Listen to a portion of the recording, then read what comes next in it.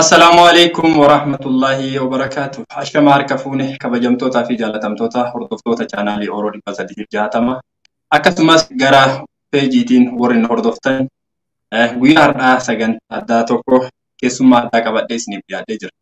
Keessummaa kiyyaan haga waliin barsiisuuf warri chaanaaliifis peejiifis haarawaa taatan foloo gochuun sabskiraayib gochuun gara maatii keenyaatti akka dabalamtan asumaan isin affeera. Keessummaan har'a qabadhee isiniif dhiyaadhee dubartii jabduu uummata isiitiif waan jajjabduu hojjetu jiranidha. Isaanii waliin barsiisa. Adde Rufoo duraan dursee gara chaanaalii Oromoo 360tti chaanaalii dhalattuu kan osoo hin tuffatiin dhiyaachuu keessaniif guddaa galatoomaa isiniin jedha. Anaa dhufuu dhiyaadha. Ana isiniin jedha. Obbo Usmaan duraan dursee baay'ee galatoomii miidiyaa Oromoo 360 jedhu kanatti na affeeruu keetiif. Ayyee hedduu galatoomaa mee achumaanii gara gaafilee kennaa hojiilee keessan waan isin saba keessaniif hojjetaa jirtanitti osoo seenne dura eenyummaa keessan mee hordoftoota keenyatti nu himaa, hordoftoota keenyallee salaama irra nuuf qaraame. Assalaamu alaykum warahmatullahi wabarakatuh. Hordoftootaa fi deeggartoota miidiyaa 360 akkam nagaa jirtan isiniin jedha. Maqaan kiyya akkuma asirra argitan Rufoo Jiruu jedhama. Biyyatti aanaa Adaabbaatitti dhaladhee guddadhee biyya Ameerikaa kan arga dhufee gara waggaa 28tti oli. Ammaan tana magaalaa Minneapolis bakka Shakka fi Minnesota jedhamtu abbaa manaa kiyyaa fi ijoollee xiyyaa wajjin jiraadha. Hedduu galatoomaa Oromiyaatti dhaladhe jettanii Oromiyaa irraa kabaatanii yeroo akkamiiti iskuula hoo eessa barattan sadarkaan iskuula keessanii hoo barnoota keessanii maali mee kanallee hordoftoota keenyatti nu himaa wal barnootuma sirriitti akka isin baratan waan barbaannuuf. Biyyatti iskuulii Dodolatti baradhe haga biyyaa baay'ee gara akkuma jedhe sani waggaa 28 oli haga biyya Ameerikaa dhufe kana Ameerikaa baradhe digirii kiyyaa Ameerikaatti fudhadhe. Okay, biyyatti high school xumurtanii baatan nun jettanii jirtanii akka biyyarraa baatan hoo barnoota keessanitti fuftanii ammaan tana sadarkaa barnoota keessan akka maastarsiis guddifattanii jirtanis dhagahee jira. Mee sadarkaa keessan digirii jalqabaa fi digirii lammataa maaliidhaan akka giraajeet gootanis? Digirii duraa baachilar jedhama. Baayoloojii fi keemistiriidha. Metro State University eebbifame. St. Paul Minnesota jecha. Ta'an ammoo University of Minnesota graduate level organization development waan jedhu fudhadhe. Hayyee akkasumatti digirii keessan maastarsiis akka qabdan dhageenye ammas rabbiitti isin haa dabalu jecha. Adde Rufoo mee waan hedduu uummataaf hojjetaa jiranii nama organization hedduu uummata isaaniitiif uumanii garaagaraa irra bobba'anii jiranii. Hojiilee irra bobba'atan kanneen mee tokko lama jedhaati nuuf hima. Dhugumaa organizationii non-profitii hedduu keessatti involvee ta'e duraan tursee bakkee leadership kiyyatti jala qabee Oromoo Community of Minnesota board member ture waggaa 3 fi achirraan ka'ee ammoo tuyyu organizationii hedduu keessatti akka board member ta'e seenee achirraan ammoo tuyyu organizationii mataa kiyyaallee kireetii godhe jechuudha. Organization mataa keessanii kanneen mee maqaan dhahaa ka biraatis ka keessatti hojjetaa turtan NGO'dhaan garaagaraa keessatti akka memberii taatanis ka ofii keessanii uumtanii hooggantanis ka uummata keessaniin qarqaaraa jirtanis hedduu akka jiru dhagahee jira. Mee kanneenis maqaan dhahaa akka hordoftoonni keenyas baratanii isin hordofan tokko tokko maqaa isaanii nuuf kaasamee hojiilee haga ammaatti irra bobba'atanii jirtanii sirriitti barachuu barbaadu. Organizationiin duraan itti involvee ta'ee Multicultural Autism Action Network Organization jedhamu dubartii afurtu kireetii godhee dubartii biyyoolee adda addaatii fi Ameerikaan dabalate. Anallee ammoo akka Oromoo communitytti itti na dabalanii amma dubartiin shani akka organizationii kana founderii jedhamtee waamamti akka boordiitti illee akka founderiitti illee. Organizationiin kuni Multicultural Autism Action Network kan jedhamu kuni ijoollee qaama hanquutiin maatii isaanii sappoortii godha. Waan barbaachisu isaan bira dhaabatanii risoorsii jiru yookaan gargaarsa mootummaa ta'ee ka lookaalii illee akka argatanii warra saniif advokeetii goona jechaadha sappoortii goona faamilii. Kan biraa kan itti aanu ammoo Disability Support International kan jedhu sunillee NGOdha. International Disability Support godha organizationin kuni. San ammoo akka working group warra decision make godhu documentii katabuu kanneen waan akkasii sanneen irratti hojjennu. Kan biraallee ammoo MEN kan jedhu Minnesota International NGO Networkidha. Sanillee ammoo akka boordiitti itti hojjee waggaa 2 fi kunis ammoo international NGO gara international NGO 80 jalaa qaba. Kanallee ammoo NGO warra NGO banachuu fedhu warra NGO waliin partnership ta'uu fedhu warra saniin support goona. Kan itti aanu ammoo Anole Sisters organization dubartootaati. Sun dubartii Oromooti jechaadha. Anatu founderidha. Organization kana bara 2016 create ta'e amma mambarii isaa nama xiqqoon jala qabne amma mambarii isaa gara 200tti ol hiqee jira. Kun ammoo dubartoota Oromoo guddinni isaanii karaa aanaa Arsiiti. Garuu dubartoota maraaf keessaa qaba. Hagammaa Minnesota irratti create ta'e branchiin kennaasi ufafotti badhisu jira ammaaf Minnesota. Akkasii dubartii support godhu Oromoo illee yoo rakkinni wayii jiraate gargaaru waan akkasii sanitti involve goona. Kan biraa ammoo NGO biraallee haguma dhiyoo kana baruma kana keessa January 2022 kan baname ka create ta'e jechaadha. Founderiin sanillee ana obboleettii tiyyallee co-founderii taate Jaarraan Jiru Foundation jedhama.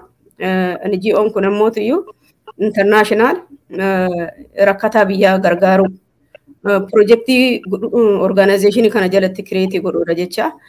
Projektiin duraan nu create goone NGO kana jalatti furtuu barnootaa kan jedhu. Furtuu barnootaan kun books and the supplies kan jedhu kitaabanii fi waan iskoola fayyadamu waan adda addaa provide iskoolaaf goona iskoola biyyaa jechaadha. Hayyee hedduu galatoomaa NGO ka ummanni biraa uume waliinis hojii hedduu akka hojjetaa turtan nuuf ibsitanii jirtu.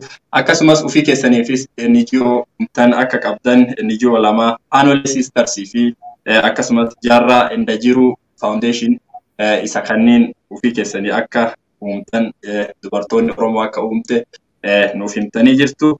Mee Anole Sisters irraa haa kaanu. Anole Sisters membersi haga 200 qaban jettanii mee wanti inni hojjetaa jiru hojiin isaa maalidha Anole Sisters akka bira? Anole Sisters kun especially dubartoota empower godhu. Dubartoota warra rakkinni wayii irra ga'u fundraising fagoone membership keessallee waan qabnuun irra dhaabachuu locally jechaadha. Akka international levelitti ammoo rakkinni wayii ka dubartoota irra gahu taate fundraising fagoone akkasitti gargaara. Ka locally ammoo tuyyo business wayii dubartiin banachuuf taatellee sanillee support goona. Ammoo resource walii ta'u information walii dabarsu. Group chat qabna group chat sanirra information maxxansu qaama adda addaatitti networkii like connection godhu waan isaan barbaadaniif akkasii ufafotti ammootuyyuu organization biraatiin wal taane badhisuu feena amman tanatti dubartii support godhu. Adderuu foomee Anole Sisters keessatti gahee hojii isaanii maalidha?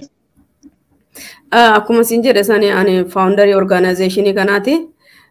Amman tanatti durateettuun Anole Sisters illee ana achi boordii mataa kennaa qabna secretary fi treasury boordiin martuuyyuu gara boordii 9 kana martuu hojii ofii adda addaan qaba ammaaf tanaaf durateettu anu. Ayyee ammas jabaadha jabinni keessan hedduu namatti tola.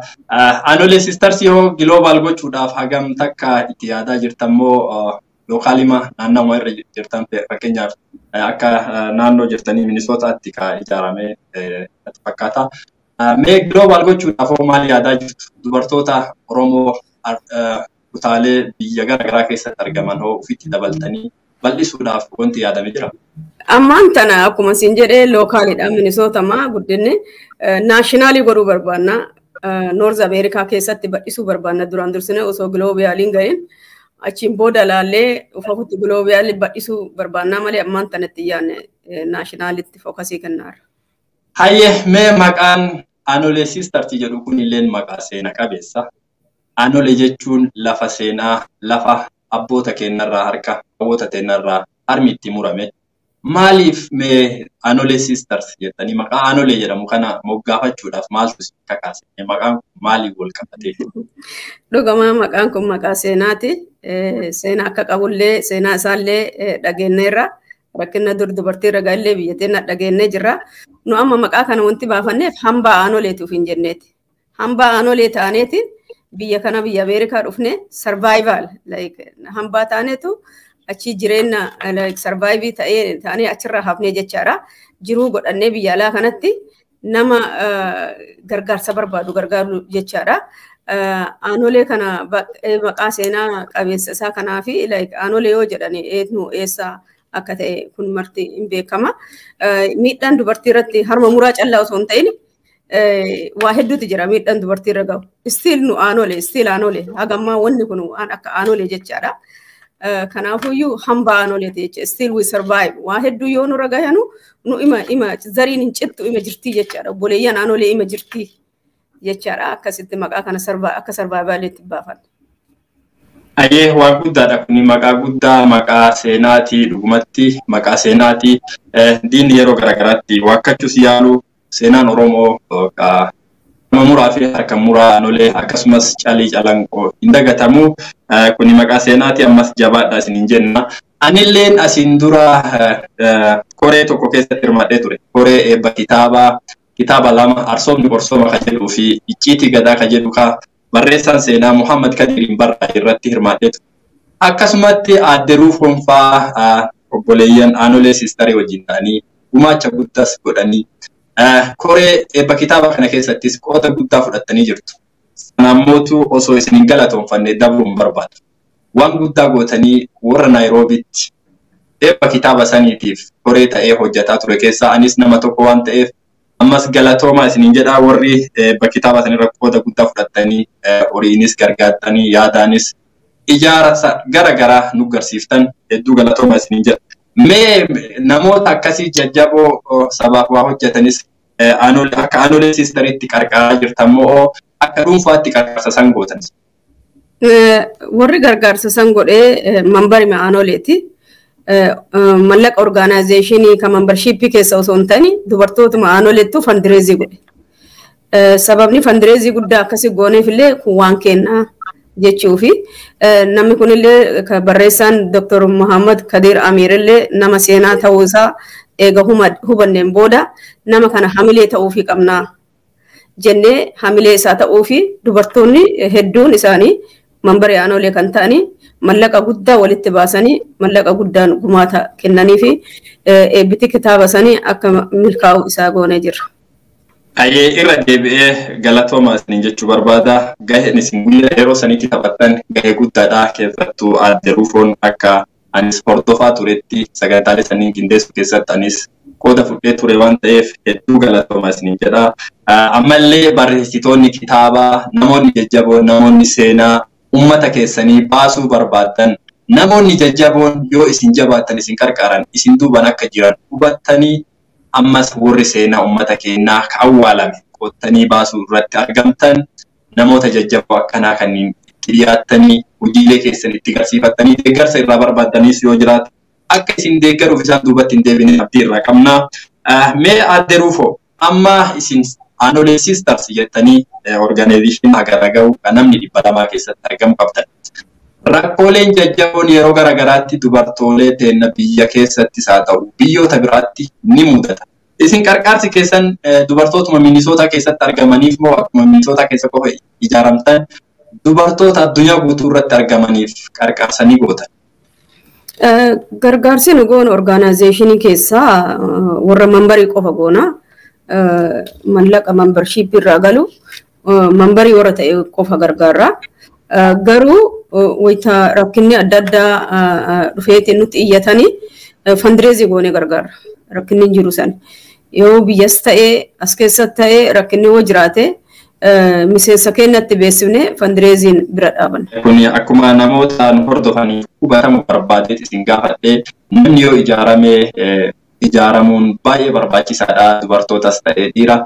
Yeroo garaagaraatti dubartoonni keenya hojiilee garaagaraa irratti bobba'anii ijaaramanii hooggansa garaagaraatis kennuu akka danda'an gamanumaan akka hubattanis barbaanna. Adde Ruufomee Kaanonni Sisters asumaan keessaa baana. Mee gama jaarraa inda jiru faawundeeshiniitti haa dhufu. Jaarraa inda jiru faawundeeshin hoo maal hojjetaa jira? Maalirra bobba'ime gara jaarraa inda jiru faawundeeshinii kanaan waan hedduu dhagahee jira. Mee irra nu babbahaa anis gaafilee qabu isiniif dhiyeessa. Jaarraan jiru faawundeeshiniin kun orgaanaayzeeshinii NGO haarawaa intarnaashinaal irratti hunya.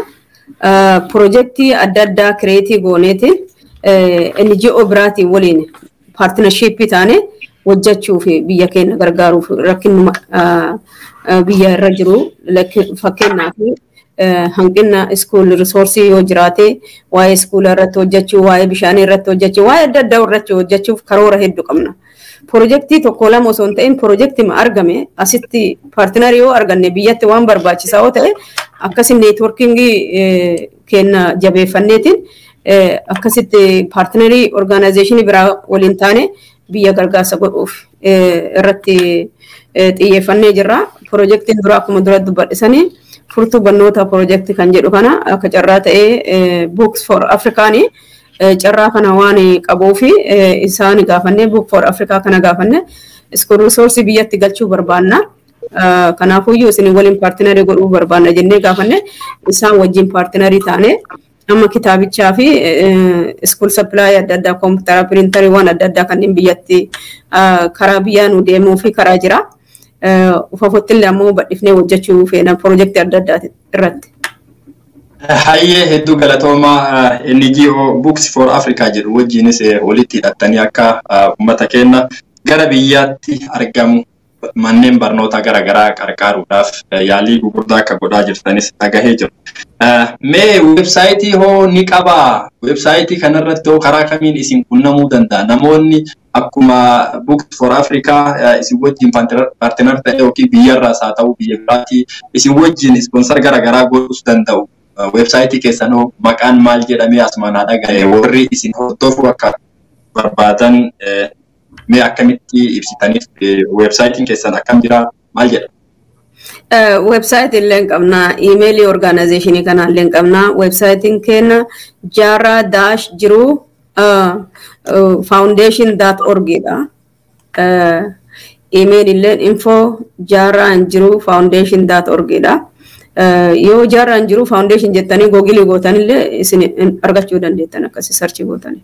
Hayyee adde Ruufonoo jaarraa inda jiru foundation keessattoo maali gahee hojii isaanii? Yaa amma jaarraan jiru foundationii kana keessatti illee pirezidaantiidha. Co-founderiin tiyyallee obboleettii tiyyaa Saadiyaa jiru. She is co-founder isiidha kan websaayitii isin IT waan kanneen hedduu isaanii kan dalagu isaadha. Hojii hedduu dalagdi isin keessattuu online irratti.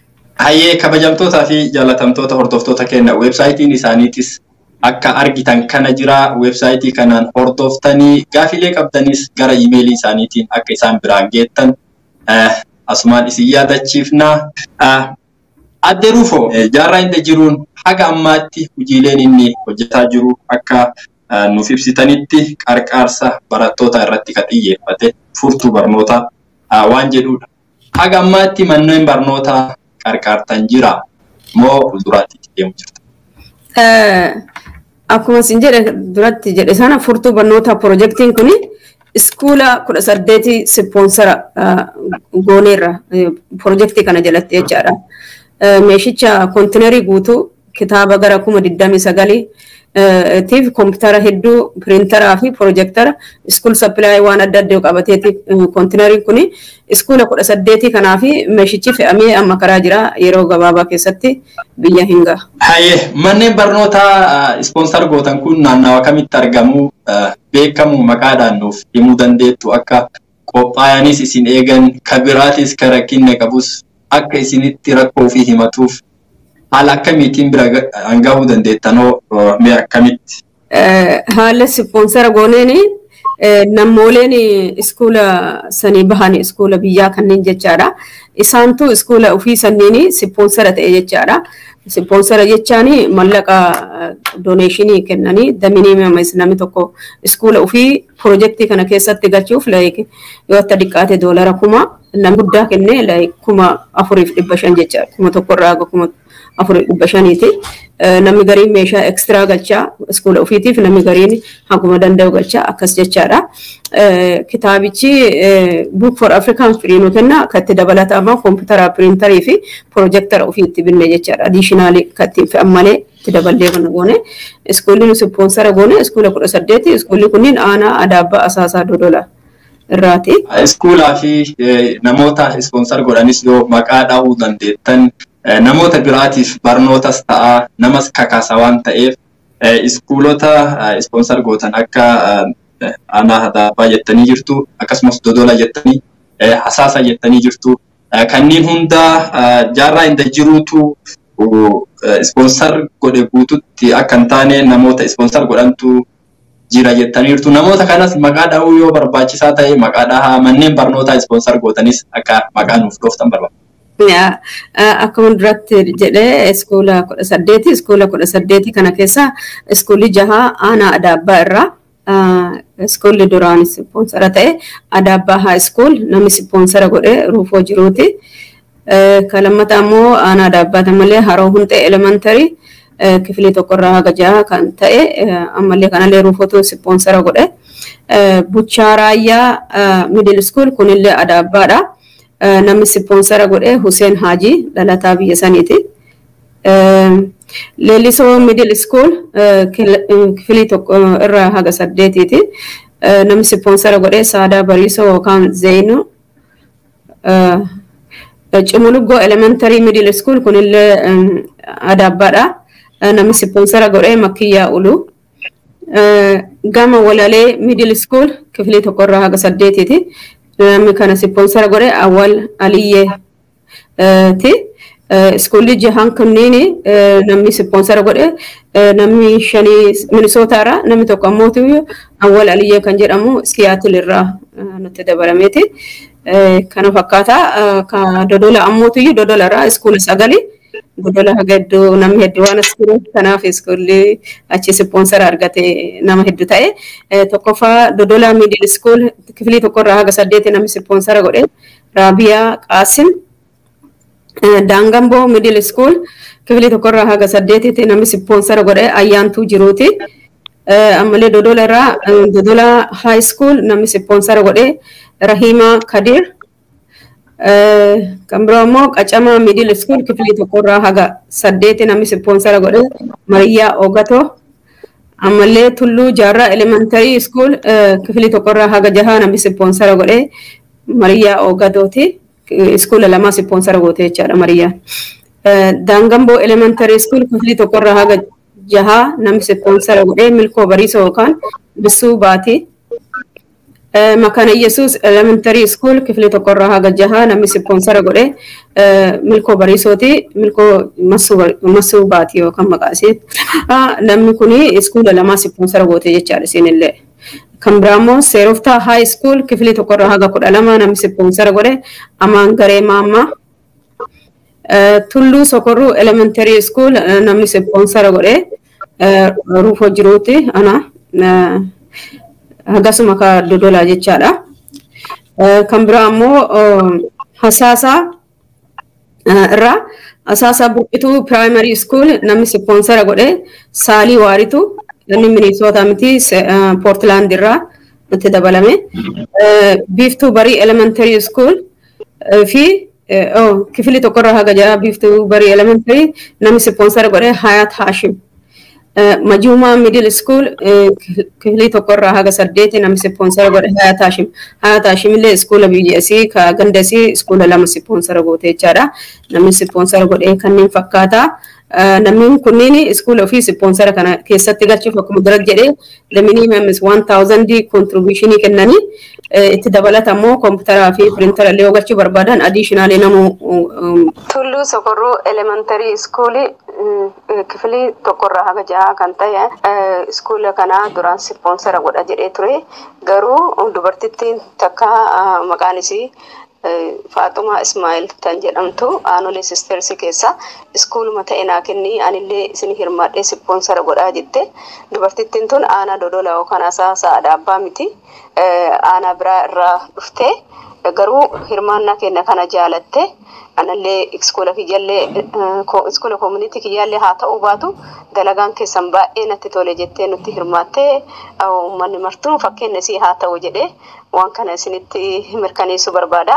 Kabiraallee ammoo orgaanaayzeeshinii saalii waarituu keessa hojii keessatti maachin fandi waan jedhamu inni akkuma nu kennu akka Ameerikaatti like maachii godhanii $1,000 kumaatti dabalanii kennanii ofafotti ammoo maachin fandi waan jedhu waan akkasiisan orgaanaayzeeshinii yookaan kaampaanii hunyuu keessatti waan kana dooneetii goonee hojjenne akka maachii godhanii itti dabalatan kennan ofafotti irratti hojjanna.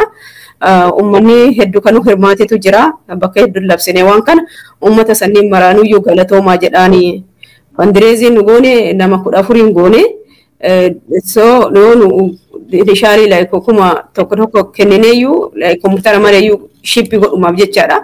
Itti dabalata ammoo uummanni illee garagaraan haga faranjiin baatutti illee waan dooneeshinii nu godhaniif malladhee gara kuma 29 guuramee uummanni waan nu hirmaate jechaadha.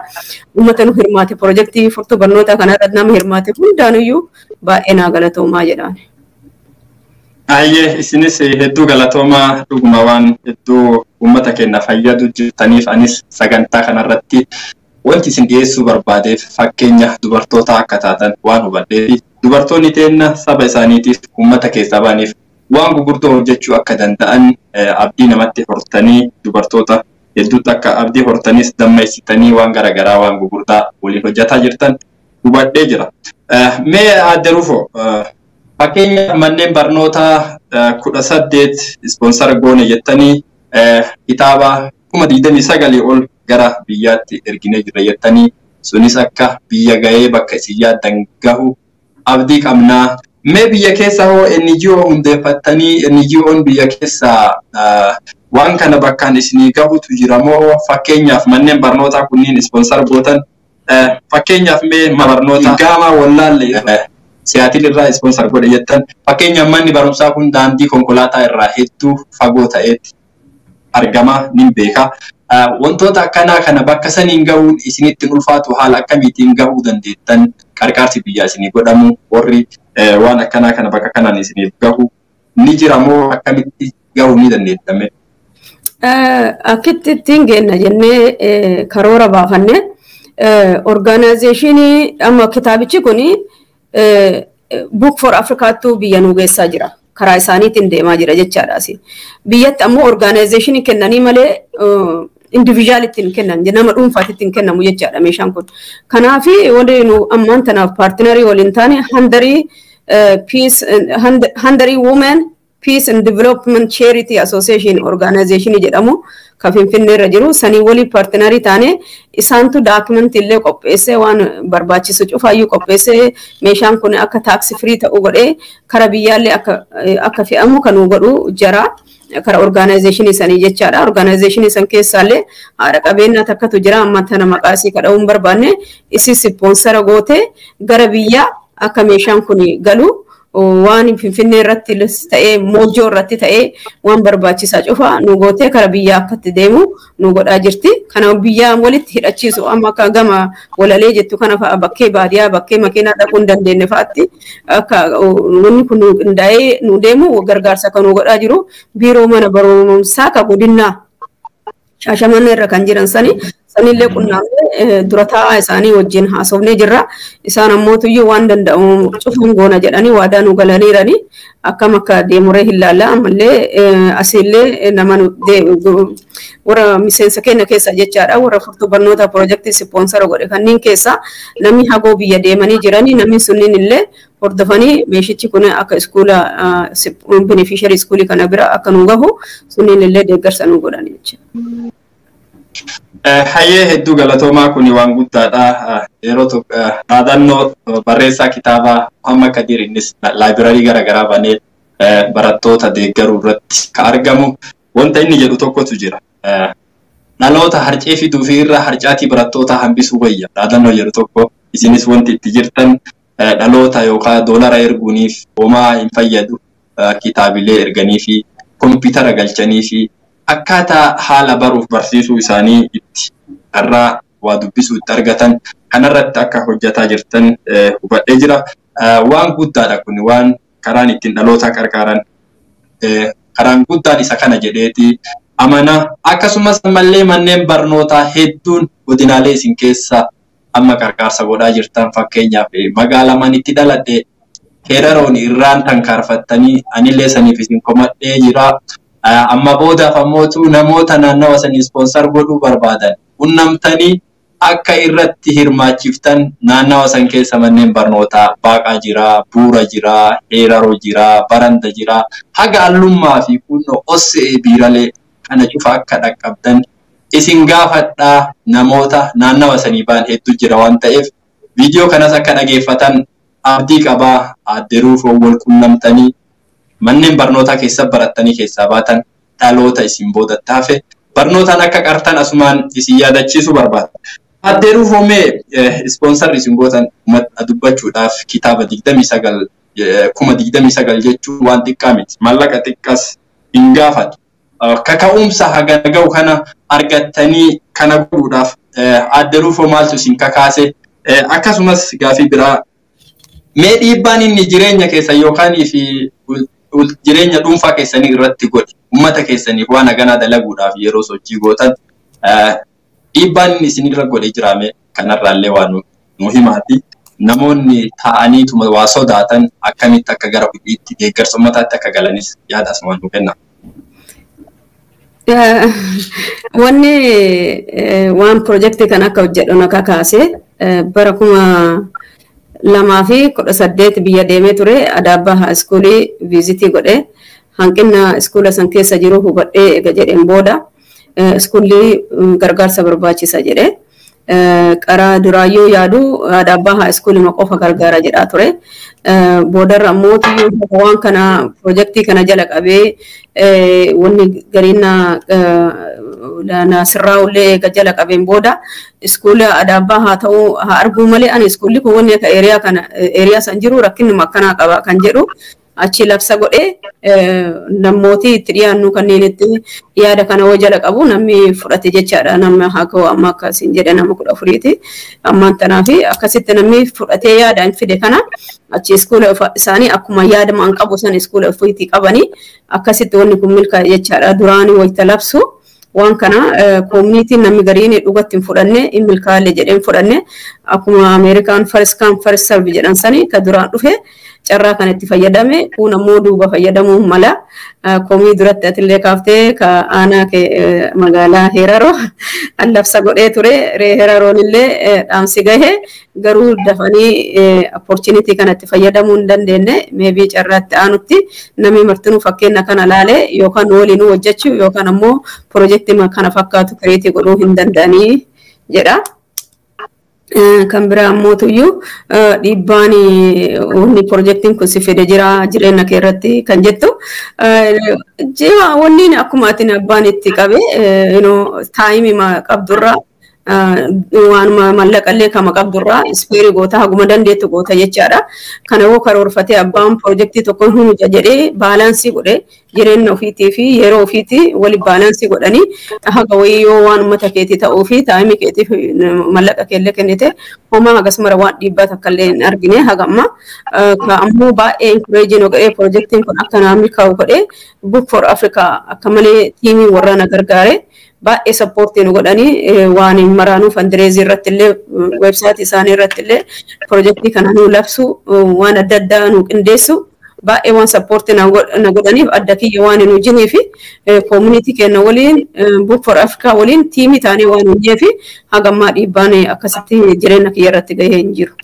Hayyee Aadde Ruufoo silaa amma fakkeenyaaf godina Arsii Lixaa keessa manneen barnootaa isin ispoonsar gootan mana barumsaa 18 aanaa Adaabbaa aanaa Dodolaa fi akkasuma Hasaasa jettanii jirtu. Namoonni illee akkasuma yaamicha keessan dhagahanii ispoonsar godhanii jiru. Amma boodallee kutaalee Oromiyaa guutuu irraa namni mana barumsaa itti dhalate bakka fedhe haa ta'u kutaa Oromiyaa Oromiyaa bal'oo keessa ispoonsar godha jedhee yoo isin bira dhufe carraanii argata. Ispoonsar inni godhuu barbaade kana jaarraa inda jiru foundation fuudhee bakka inni barbaadu kanaan iddoo mana barnootaa inni barbaadu kanaan gahuudhaaf qophii akkam qabaa, gahumsa akkam qaba? Waan gaarii na gaafattee ammaan tana akka argaarutti iskuulli 18 kuni baay'ee gargaarsa guddaa barbaachisa. Kitaabicha bichaa galchinee dhiisuu osoo hin ta'in amma akka warri ispoonsaraa jedhutti illee baay'ee sappoortii jara godhuu qabna kan jedhu. Iskuula kana keessattuyyuu laabraarii piroojeektii fa'a irratti hojjechuu, bishaan fa'a irratti hojjechuu, ijoollee kitaaballee waan iskuul sappilaay waan adda addaa bitachuu hin dandeenye kanneen ispoonsara godhu. Fakkeenyaaf ammaan tana ijoollee 20 fudhanna jennee karoora baafnee jira. Ijoollee hiyyeeyyii, ijoollee haadhaaf abbaan qabnu yookaan rakkattu baay'ee iskuula 18 kana keessaa iskuula ijoollee 20 fudhanna jenneerra. Ammoo achi keessa diippilii baay'ee iskuula kana gargaaruu barbaanna. Ammoo yoo guruppii ta'anii dhufanii jaarraan jiru faawundeeshin kunniin guruppii ta'ee yookaan namni akkuma kiyya kana piroojeektii wayii baasee ani iskuula akkana godha jedhee yoo nu dhufee jedhee piroojeekt dizaayin waan jedhu sappoortii goonee ni baay'ee gargaara. Diippilii iskuula kanarraa jaampii goonee piroojeektii biraa jala qabu osoo hin ta'in nu amma kam jala qabne kana 18 kana sirriitti gargaaruu barbaanna. Yoo laabraarii piroojeektiin jiraatillee Ameerikaa waliin paartinarii ta'anii sirriitti gargaara. Achi namootiyyuu badhifataa deemna. Duraan amma at least for 3 years fookasiin kennaa iskuula 18 kanarratti. Hayyee hedduu galatooma Daruufoo kun waan guddaadha. Dhalootaaf namni qalama tokko bitee waan xiqqaa miti barnootaaf jecha wanti barnoota irratti fandi godhan waan baduu miti. Wanti sammuu namaa irratti fandi godhan waan baduu miti. Dhaloota qaruudha. Boruu uummata kanaa bareechisuudha jedhee fudhadhaanini. Kuni waan guddaadha. Itti fufaa jabaadhaanulleen waan dandeenyuun waan beeknuun isin duubaan jirra. Bakka jirrurraa namoota kakaafnee akka isin wajjin hirmaatan uummata gargaarsa barbaadu keessattuu dhaloota barnoota dhabee waan baratuun dhabee waan uffatee baratu dhabee waan nyaatee baratu dhabee waan qalamaan bitateeti baratu dhabee akka deeggartan abdii isinirraa qabna.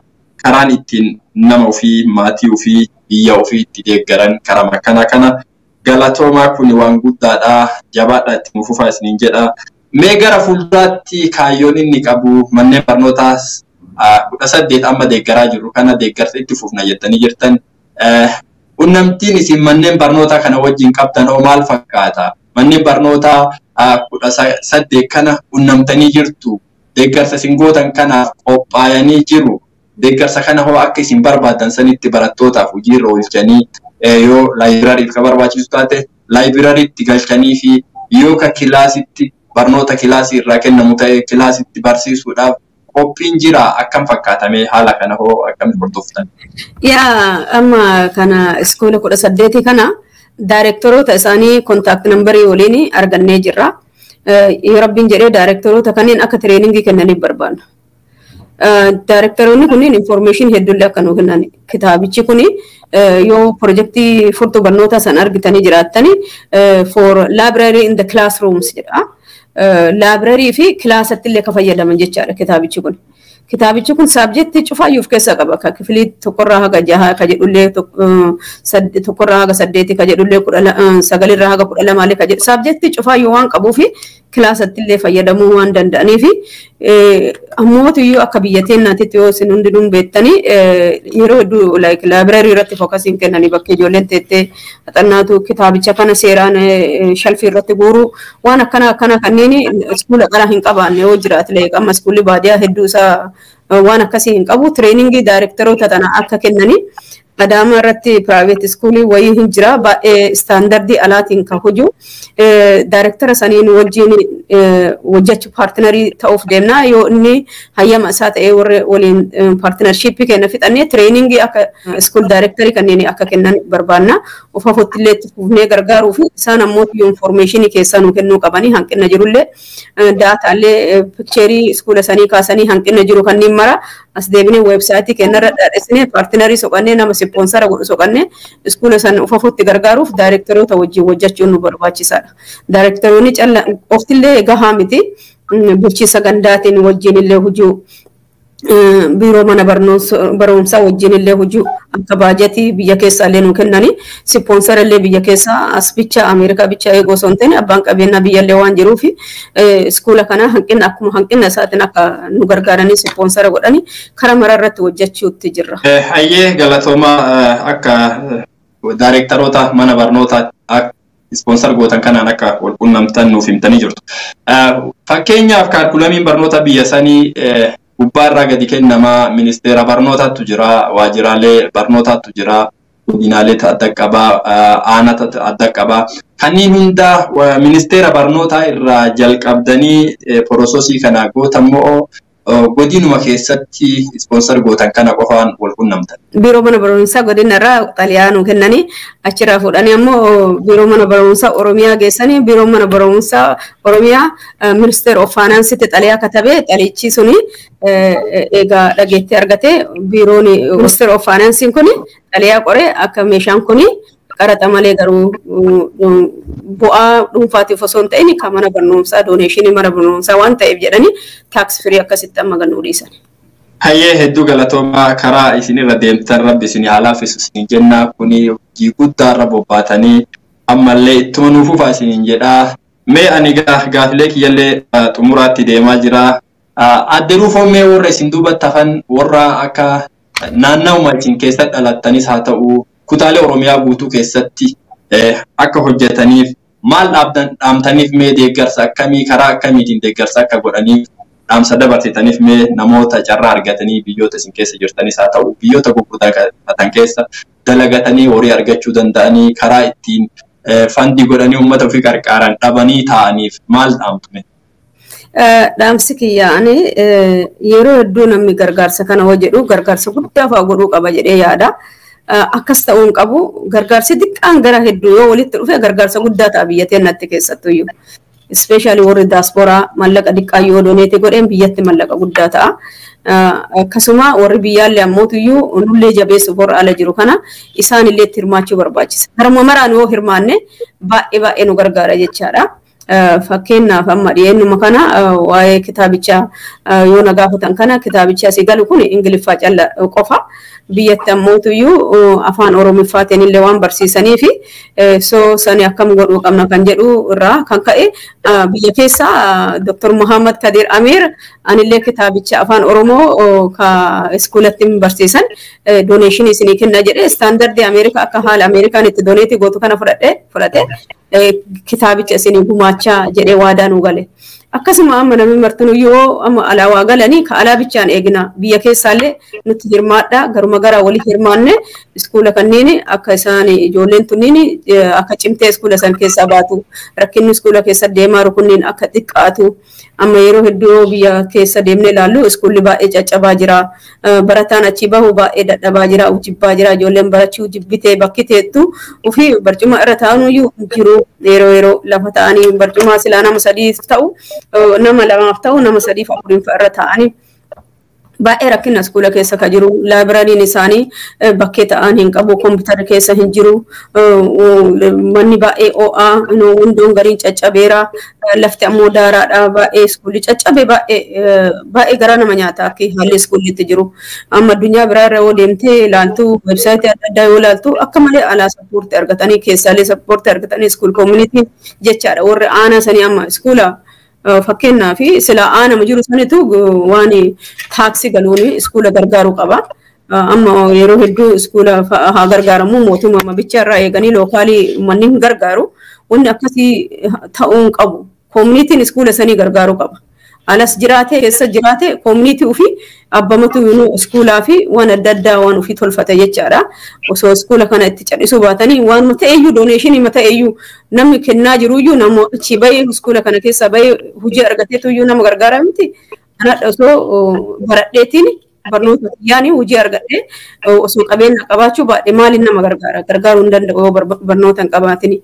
Barnoonni bakka marattuu si gargaara hojiitti argachuu ta'uu callaa osoo hin ta'in mataa bal'inna argatta baay'ee bal'iftee yaadda. Kanaafuyyuu ijoollee teenya irratti fookasii osoo kennine baay'ee gaarii keessattuyyuu dhaloota ammaa kanneen baay'ee bira dhaabachuu qabna hegeree keenya kabaruu waan ta'aniif gargaaruu ni qabna isiniin jedha bakkuma jirtan cufa itti hirmaadha iskuul koomunitii keessan gargaara achirraa jala ka'a ganda gargaarren jedhina ganduma kee irraa kai yoo ganda kee tolchite ganda namaallee gahuu dandeetta.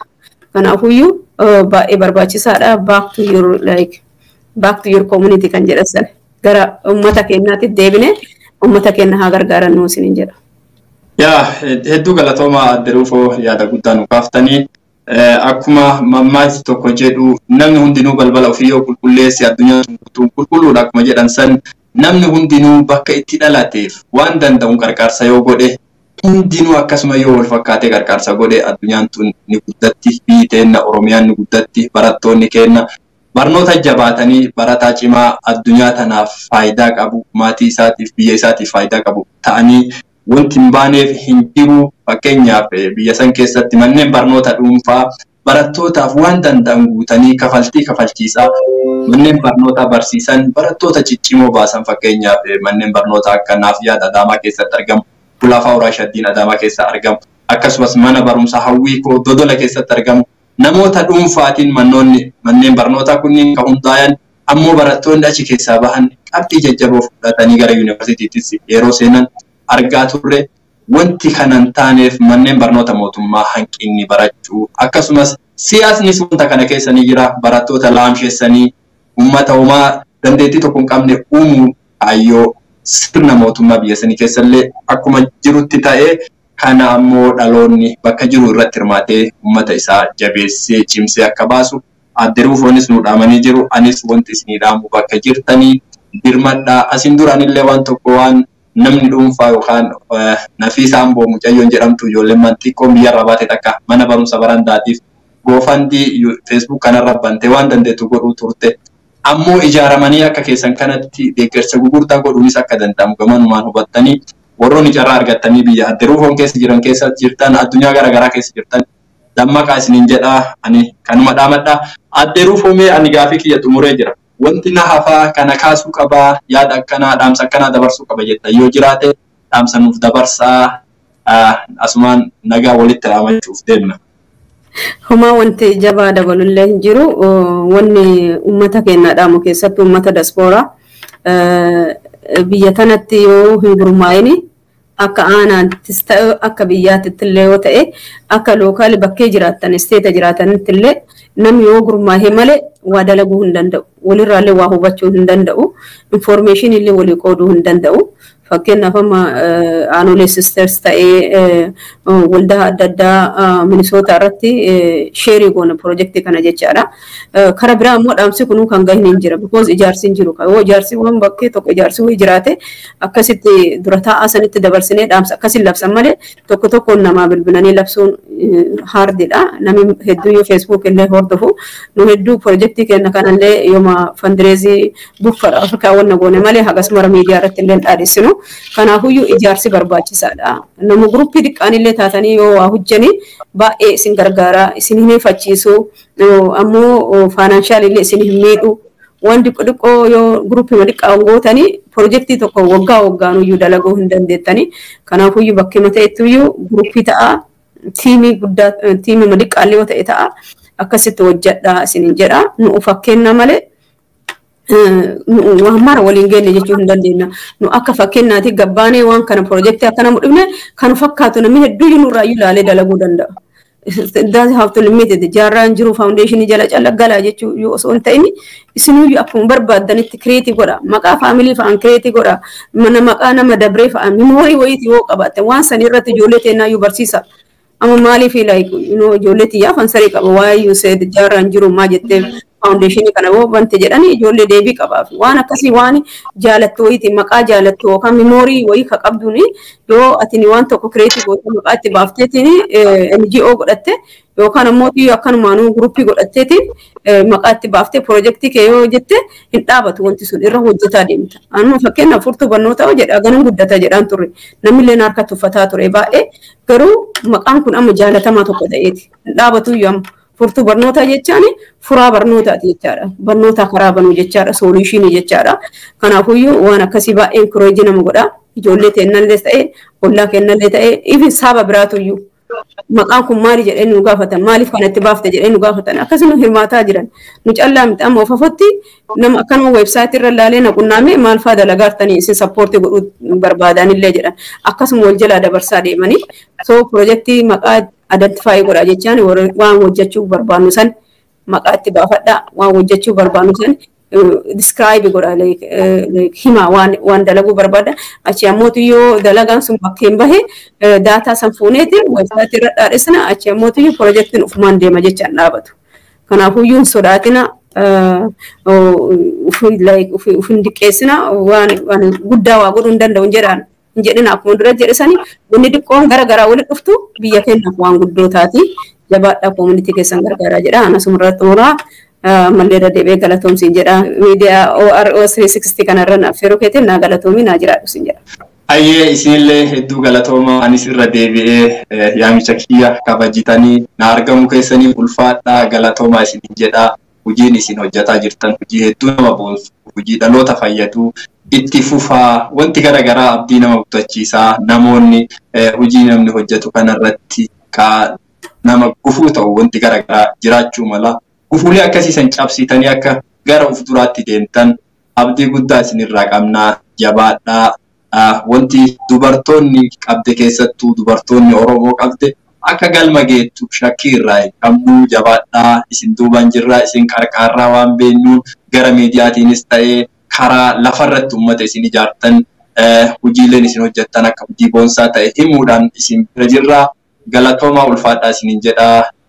Warri sagantaa kana hordofaa jirtanis share godhaa waliin gahaa namoonni dammaqanii akka isin qarqaaraniif ka qarqaaramuu barbaadus sagantaa kana ka dhageette share godhi warran dhagahin biraan gahi kasi qarqaarutu sagantaa kana dhageeffatee si qarqaaruu danda'a ka qarqaaramuu barbaadutu sagantaa kana dhageeffatee karaa ittiin qarqaaramu arguu danda'a kanaaf share waliin godhaa wal biraan gahaa isinin jedhaa galatoomaa horaa bulaa deebana.